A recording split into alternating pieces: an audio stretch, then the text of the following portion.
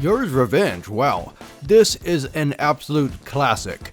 It was going to be one of my quick bites, but I thought, what the heck, this deserves a full review, and especially the ultimate mode, which is what this review is going to cover.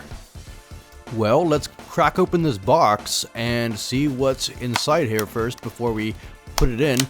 I really feel like part of the experience of retro collecting is holding those old boxes in your hand and admiring the artwork and looking at the early 80s fonts and checking out the free comic book. Yeah, let's see what's inside here. So we've got the manual and a catalog of cool games. And yeah, here's the comic. And it's very nicely done. You know, I often hear Atari games criticized for not having enough personality, but this is one which I think they nailed. I mean, come on, you've got space bugs eating metal pipes. And in fact, these are the protagonists. You play one of the Yars, which are these humanoid insects that they say are descended from the common housefly still found on planet Earth. So yeah, you're part of this utopian society of insects. And one day, this mysterious force called the Quotile appears and starts devouring planets. And so you've got no choice but to go and confront it. And that's, of course, where we come in.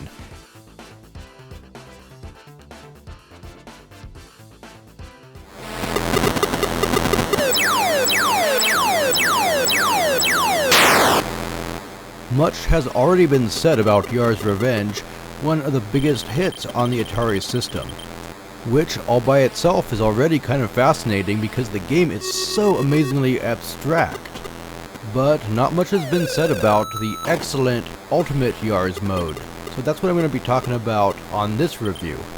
So in Ultimate Yars, what you do is you chip away at that shield or touch the core of this boss in order to store up energy, and you spend that energy by running to the left side of the screen, which produces this special cannon, and you have to hit the core of this boss with the cannon in order to proceed to the next level.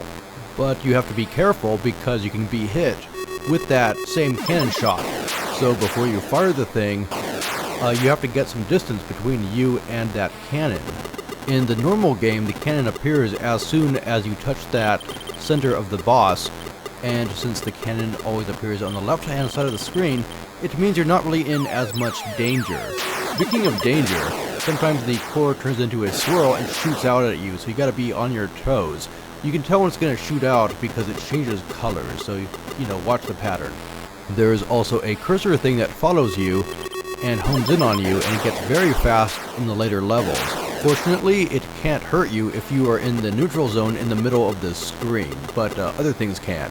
Fortunately, you can wrap around the screen vertically, which is very useful for avoiding the cursor thing. The cannon shot will also bounce off the shield if you don't aim it well, which is a pretty tricky thing to do right, actually. You have to really learn how to intercept a moving target with the cannon. It's all timing. But in Ultimate mode, when it rebounds off the shield, you can actually catch it for more energy points, which is easier said than done. In the normal game, of course, that just kills you. There are also a number of ways to score in Yars Revenge. One way to earn big points is to hit the swirl in midair as it's coming for you. You can also eat the boss's shield instead of blasting them away, and that gives you more points as well. One thing I really dig about Yars 2 is that as you score, the game keeps changing the rules.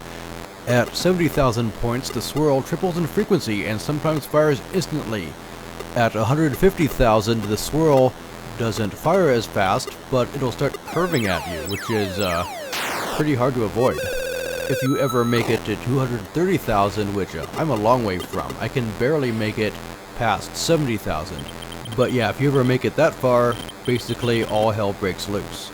These different stages are signified with a color change, and you know what? It's so funny how often back then progress was shown with a simple color change of the background or foreground or whatever, you know, like in Missile Command when you finally get to the part with the blue background. Or I remember thinking I was a total stud at Commodore Spy Hunter because I managed to get, you know, through the autumn and the ice part and back to the green where you start.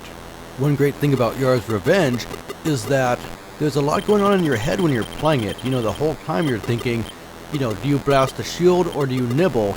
You know, nibbling is a lot riskier, gives you more points though. Is the shield worn down enough to attempt a shot, or should you wait until more of it is gone? Every second there's all these decisions to make, and what for me makes Ultimate Yars the ultimate way to play is that it gives you more flexibility in how you play. So you can actually attempt 2 shots with the Zorlon cannon back to back, where in the original mode you can't do that, unless you're up close and personal with the profile. Ultimate also makes you run around a lot more, going from right to left, feeling almost like a half-court basketball game or something. And in fact, there's a good essay whose premise is basically that Yars Revenge is really a futuristic sports game, and it backs it up pretty well. It's a good read. I'll link that in the description to this video. Yeah, so that's Yars Revenge, a great game for the Atari that makes wonderful uses of the Atari's limited resources, is very imaginative, highly strategic, and great for scoring competitions. I think everyone should play this one, and if it's not clicking for you, yeah, try Ultimate Mode. That's game variation number 6. So, until next time, good night, and don't let the space bugs bite. 'Cause if you do, they'll come back the next day with a Zorlon cannon. No one wants that.